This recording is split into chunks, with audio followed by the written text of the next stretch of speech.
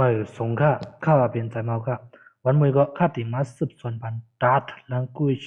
ไฟไตค่ะนะมันก็ตีเป็นอภิสุเปียลองนาลิเบอร์ไตตัดเนี่ยมันตีเป็น native language อันหนึ่งค่ะนะเพราะว่าเป็นภาษาอันออกมาล้นหลังในแน่เนาะมันก็ตีเป็น native กันนำค่ะนะตัดก็มันก็เป็นภาษาอันออกมามือ20102010เครื่องค่ะเนี่ยนะใครถึงกว่าก็เนาะ2011เข้าเลยเนาะก็เปิดอะไรเนี่ยมันก็มีไว้อันว่า native native functionality หลายค่ะนะ naliber นะปองว่าสนั้นนะ naliber เนี่ยปองว่าเนี่ยตีตัดเนี่ยตั้งกูลองเขาดีกว่าใส่ปัญหาไปลุงเนินมันอะไรค่ะนะว่าลูกตี Java มาเนี่ยมันเตรียมใครกังไว้เอ็นกันเนาะที่ Java เนี่ยเนาะก็เปิดนาเนี่ยมันเป็นนาเนี่ยมันเป็น default value for all the reference type เนี่ยก็ในตั้งหลังก็ดีเพราะมันเป็นclass and object เพราะมันเป็น reference type เนี่ยก็เขาดีกว่าใส่ปัญหานาก็เลยเนาะที่ตัดเนี่ยตินะมันตีมีไว้ตั้งสองรองกันนะนั่นนะตั้งในต่างนาลีเบอร์ตั้งนะและข้าที่มาลัดเนี่ยข้าที่มาชิ้นเนี่ยก็เนาะเอาค่าของมาโครงสร้าง class อันหนึ่งค่าที่ปันว่า EP8 เนี่ยนะค่าที่เขาว่าnaliber type นะไว้ว่าค่าเขาขึ้นมาโครงสร้างstring ไว้อันหนึ่ง string ในเราใส่ข้ามใครปันจือมันไว้สังเนี่ยก็ขึ้นกว่าใส่ไว้ปันน้าไหนมันอะไรกันนะ int ก็เหมือนกันค่ะเนาะ int age เนี่ยข้ามไปใครปันไว้สังข้ามาใส่ไว้เหมือนอย่างใครว่า no เนี่ยมันอะไรกันนะตีตัดในเนี่ยนะเนื้ออันว่า string ว่า in ว่าเจอในเนี่ยเขาทับคำปันนะครับตึ้งติ่มในมินนะครับนะหลายก็เนี่ยมันติเป็นรัวอันเขาขัดเจอใครแก้ปันน้า pointer exception เขาเลยนะที่ Java เขาเนี่ยเนาะเพราะว่าโปรแกรมเขาเป็นคลาสสีลองๆเนี่ยก็นะก็นั่นนะมันติเป็นก็เปิดน้า pointer กันเนาะน้า pointer เนี่ยเป็นนั่งห้องมันว่า multi-million dollar exception เนี่ยก็นั่นก็เปิดมันเนี่ยก็เปิดมันเนี่ยกลุ่มนี้ตั้งหลายก็ย่ำสม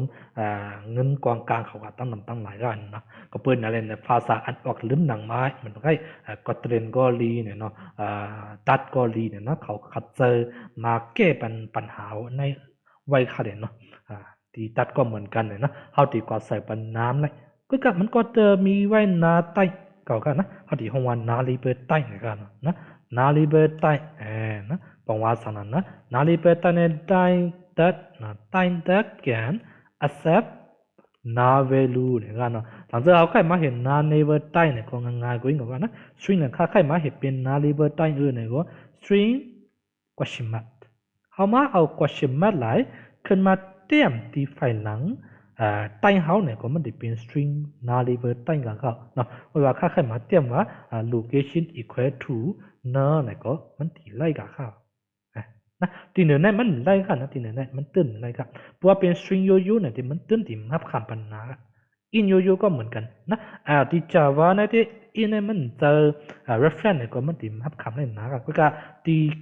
ดักเนี่ยที่ก็สังเกตเขามาติดปันกวน true เนี่ยก็เขาก็ด้วยแหละมันก็เป็น class int in เองก็เข้าเด่นนะมันก็เป็น reference ตั้งค่ะเนาะเพราะว่าเขาที่เอาปืน Java มาว่าเนี่ยนะมันก็ตีฮับคำไรนะมันก็ตีฮับคำไรข้าที่ว่าปัดมันเนี่ยก็เลยนะมันก็ตีฮับคำไรหนาก็เนาะกุยการสังเกตเขามาเห็นอินยูที่มันฮับคำไรสังเกตเขาว่าเขาแค่มันฮับคำเนี่ยก็มาเอาเจอตื้อ question mark จอมนะอิน question mark เนี่ยผมว่าเป็น nullable in นะเนื้อมันเขาตีเสร์ไร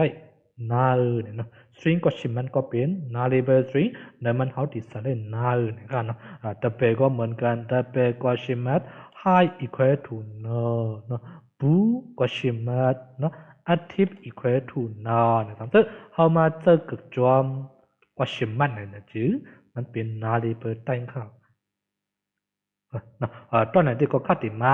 ข้าใครมากับสืบปันลองนาลีเปิดตั้งเกี่ยวกับเนาะลองอันเท่าที่มาเหตุการณ์จอมนาลีเปิดตั้งเนาะไม่ใช่นาเสียบตีออปเปอเรเตอร์เจเนติก็ข้าวนว่าข้าตีกว่าสอนปันกว่าลัดเนี่ยปันตีห้องสอนออปเปอเรเตอร์เขาเกี่ยวในข้าเนาะเอาค่ะการสอนไหนมันก็ติมีนั่งในเกี่ยวข้า